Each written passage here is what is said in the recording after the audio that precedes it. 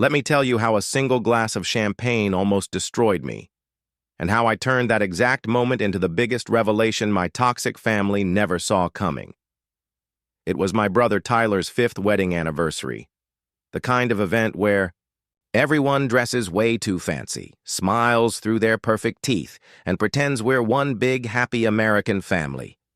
But don't let the string quartet and the champagne fool you. That night was a ticking time bomb wrapped in candlelight and fake smiles. Before we dive in, drop a comment and tell us, what would you do in this situation? Be honest. Tell me in the comments below. We read every single one. Let's begin. I stood near the back of the ballroom in a beige dress my stepmother insisted I wear. I absolutely hated it. It was tight at the waist, uncomfortable across the chest, and practically screamed, "Blend in and shut up." That's all Sharon ever wanted from me, silence and invisibility. People were laughing, taking selfies, clinking glasses, and there I was holding a drink I didn't even want, watching everyone praise Tyler and his picture-perfect wife, Madison. Dad was glued to the mayor, Sharon was flinging her fake laugh around like a weapon, and I was barely acknowledged. Then I started to feel strange. Not drunk, no, I wasn't even tipsy. It was something else. My limbs felt loose, my head felt foggy, my balance wobbled just enough to make me nervous. I put the glass down and slipped out toward the restroom. I needed space. I needed to breathe. That's when it happened. A woman, maybe late 30s, with sharp eyes, auburn hair, and a no-nonsense bun, stopped me near the hallway. "Are you Avery?" she asked. I hesitated. "Yeah," I replied. She leaned in, her voice low, serious. "Your stepmother just put something in your drink." I blinked, not sure I'd heard her right. "What?" She pulled something from her clutch. "I saw her drop it in your glass. Stirred it once. It dissolved right in. Looked like nothing happened. But I know what I saw. I do security for high-profile events. This wasn't an accident." My throat went dry. "You need to act fast," she said. "Whatever it is, you shouldn't drink it." My stomach twisted. "I already took a few sips." "How do you feel?" "Off. Dizzy." "That's enough. Listen, if you can, swap. Glasses. Make it look like a mistake, but don't drink it." She handed me her card. Elise Duran, private security. I still have it. I thanked her, my heart pounding. Everything in me screamed to run, but instead I walked calmly back to my table. Sharon was distracted, chatting with the event photographer. Her glass was still sitting there, nearly identical to mine, so I swapped them, clean, quick, nobody noticed, and then I waited. 20 minutes later, my father stood up to give his classic "To Love, Loyalty, and Legacy" speech. The room quieted. Glasses rose. Sharon lifted the one I'd placed in front of her. She looked straight at me as she sipped. I stared back. Seconds passed, then her smile twitched. Her eyes narrowed. The glass slipped from her fingers. It shattered, on the floor. Sharon swayed for a second. I thought she was drunk. Then she dropped right there, in front of 120 guests, in the middle of her husband's toast. Sharon collapsed to the floor, twitching slightly, her breath coming in sharp bursts. People screamed. Madison gasped. Tyler rushed forward. Waiters knocked. Over trays. My dad shouted for someone to call 911. And me? I didn't move. I sat still, heart racing, hands steady, because I knew that glass was meant for me. What no one realized in that moment was that the drama had only just begun. The hospital would run tests, the police would ask questions, and secrets buried. Deep in my family's polished image would start bubbling to the surface. See, Sharon didn't just want to hurt me, she wanted to erase me. But I wasn't about to let her. The ambulance lights painted the front of the estate in red and blue, like a slow, bleeding nightmare. Sharon was unconscious when they wheeled her out. She'd started foaming slightly at the mouth by the time the paramedics got there. And the irony? I wasn't scared. Not anymore. She'd tried to poison me. I had proof. I had a witness. and I'd watched her sip the very glass she had intended to be my undoing. Everyone else? They were in chaos. Madison was sobbing. Tyler kept yelling at staff like someone had spilled water instead of a woman collapsing mid-toast. My father just stood there, frozen, gripping a half-full glass of whiskey like it was the last piece of his reality that made sense. Police arrived within the hour. They were polite, calm, efficient. But I saw the way they glanced at me when they asked for statements. "Miss Clark, were you sitting near the champagne?" "Yes," I said. "We all were." "Did you notice anything unusual about Sharon's glass?" I paused, then answered carefully, "Not until she fell." I knew they were already piecing it together. Sharon didn't just randomly collapse. She didn't choke. She didn't slip. It was something else. And in a room full of champagne, the glass would hold the truth. The next morning, I didn't sleep. I sat in my tiny apartment in Midtown, curled on the couch, staring at the business card Elise had handed me. I was still trying to wrap my head around it all. Why? What was in it for her? What could be so serious that Sharon would try to drug me at my own brother's anniversary party? The questions spun in my head until my phone lit up with a text from Jenny, my cousin. "Girl, you are trending." I opened the thread. Twitter, TikTok, Facebook, they were blowing up with hashtags like darn Clark apps, anniversary disaster, and what was in the glass. A video was already circulating. It showed Sharon laughing, sipping her drink, then collapsing. The camera then panned right to me. Me sitting still, not running, not gasping. The comment section was brutal. Why is she not shocked? Did anyone else see that look between her and Sharon? Chilling. Honestly, chilling. I wasn't surprised. People love a villain, especially if you're the black sheep in a wealthy white-collar family, but they didn't know the truth yet. The police called me in around noon. I got a call from the detective assigned to the case, Marissa Keene. Her voice was measured, professional. "We'd like to speak with you again, Avery. Can you come in?" Of course. I didn't hesitate. That alone made her pause. I could hear it, in her silence. At the station, the walls were a dull beige, the kind that strips your soul. I sat across from Keene, her fingers laced on a thin folder between us. She didn't open it immediately. She just stared at me, sizing me up. "We have the toxicology report," she finally said. I nodded, steady. "Okay." There was scopolamine in the glass, small dose. Not lethal, but enough to confuse, disorient, possibly trigger a fainting episode, memory loss, or worse, depending on the body's response. I didn't blink. "I believe it." "You believe it?" She raised an eyebrow. "Yes, because I was supposed to drink that glass." Keene leaned forward. "Explain." And I did. I told her about Elise. I told her about the warning, about the swap. I didn't hold back. She sat in silence for a moment. "Why do you think your stepmother would do something like that?" I looked her dead in the eye. "Because she found out that I know the truth." She cocked her head. "What truth?" "She's not entitled to a dime of my mother's estate, and I have proof." That got her attention, the clause that changed everything.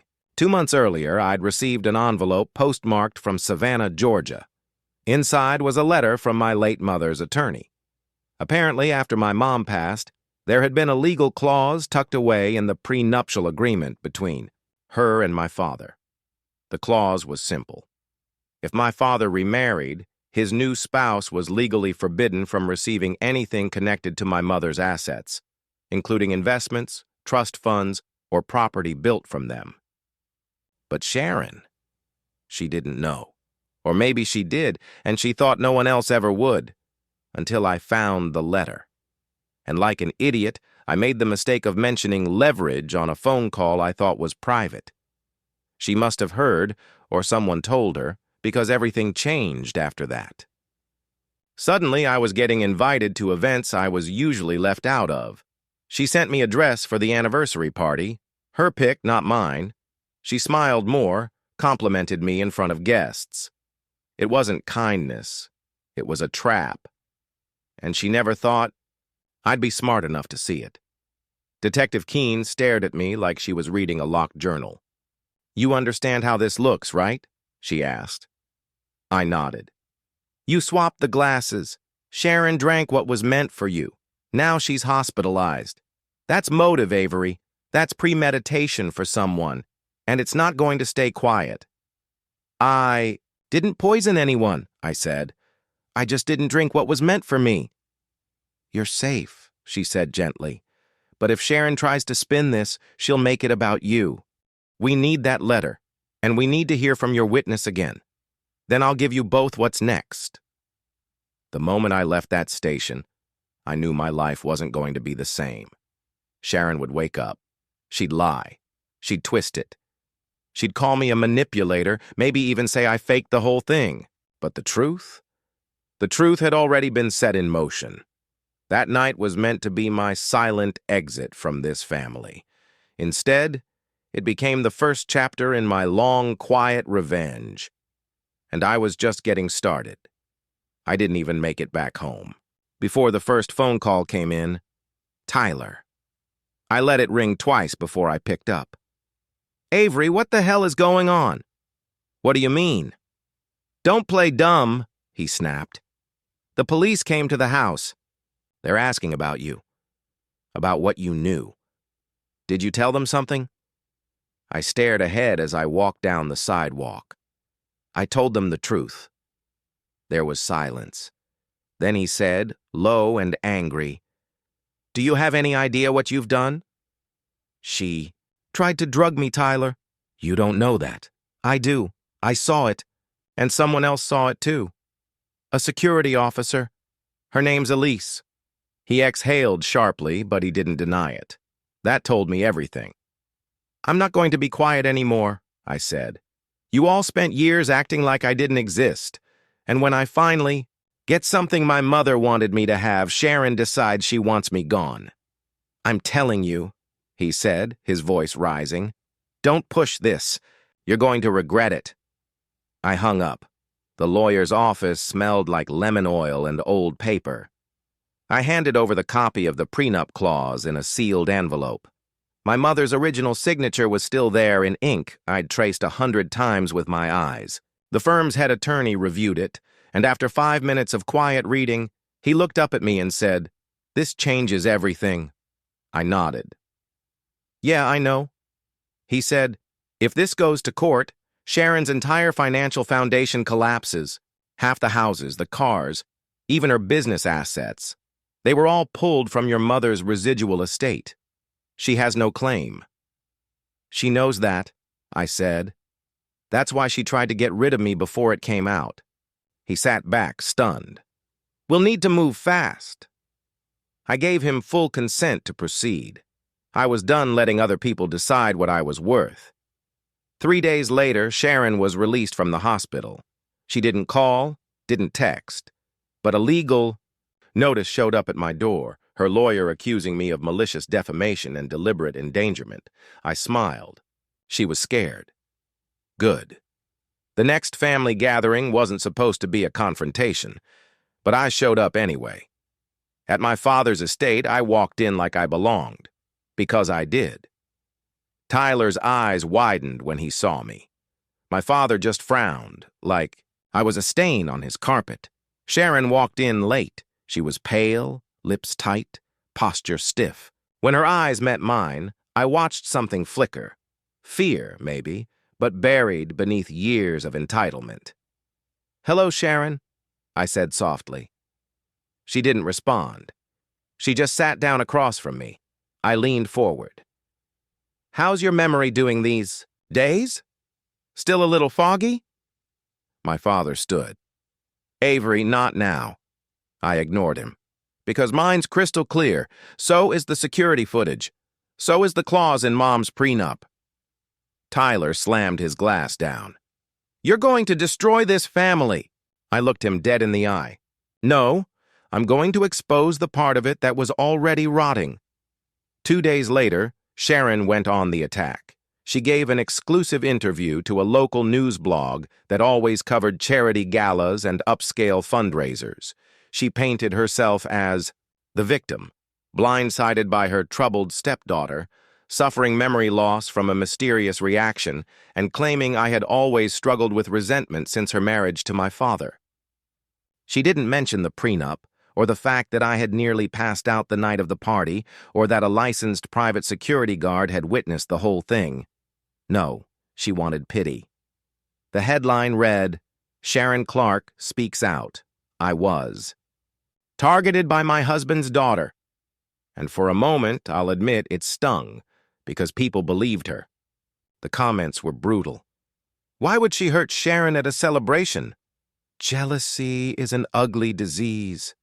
Another spoiled rich kid craving attention. I wasn't surprised. Sharon had money, charm, and friends in every committee in Georgia. Me, I had a dead mother, an old envelope, and the truth. But truth doesn't shout. It waits. Elise called me that night. "You saw the article?" she asked. "I did. You ready to make a move?" "I think it's time we met." The next morning at a downtown cafe, she came with a flash drive, some printed transcripts and security footage I hadn't seen yet. One clip showed Sharon looking both ways before dropping something from her clutch into a champagne flute. Another showed her whispering something to a server, who was later found to be a part-time employee, gone by the time police came. It wasn't just personal, it was planned. Elise nodded at me. "Release it, all of it. She made her move. Make yours." So I did. I gave it to a small but respected independent reporter, someone who owed Elise a favor. They posted everything. No commentary, no accusations, just video, transcript, timeline. Within 2 hours, Sharon Clark was trending again. Only this time, people were asking questions. Why does she look so calm before the reaction? Is that a pill in her hand? That server disappeared right after. Sketchy. My inbox flooded, and then my phone rang. It was my father. I let it ring 4 times before I picked up. He sounded tired, quiet. "Avery, we need to talk." I didn't say anything. "I didn't know about the prenup," he said. "If I had, things might have been different." "No," I said coldly. "They wouldn't have. You let her bury me long before she tried to drug me." He exhaled. "What do you want?" I paused. "I want the truth public. I want her out of my mother's house. And I want what was always mine, with interest." Silence. Then he said, "Come by tomorrow. We'll talk terms." I hung up, not because I needed permission anymore, but because I had finally become the one person this family never expected me to be. Unstoppable. I showed up the next morning dressed in the same beige color Sharon once forced on me, but this time I chose the dress. Fitted, clean, confident. The house felt colder than I remembered. Sharon wasn't there, just my father sitting at the head of the dining table like a man who finally realized the kingdom he ruled was made of sand. He slid a folder toward me. "You win," he said. I opened it. My mother's trust reinstated, assets transferred, her name listed, my name respected. "She's gone?" I asked. "Left last night. I don't know where." "Did she run?" He looked at me for the first time in years. It wasn't with anger or disappointment, it was shame. "I should have protected you," he said quietly. I didn't answer because deep down, we both knew he didn't try. The house was mine again within the week, the one my mom built, the one Sharon redecorated like she was erasing every trace of her. I had it deep cleaned. I put back photos Sharon boxed up. I restored the garden she'd neglected. Then came the knock. Tyler. He looked rough, tired, like the public fallout had finally cracked his perfect shell. "I need to tell you something," he said. I folded my arms. "Then say it." He looked down. I knew about the pill. She told me. Said it'd just make you too out of it to talk. I didn't think she'd actually do it. I blinked slow. So you stayed silent? I was scared. Of her.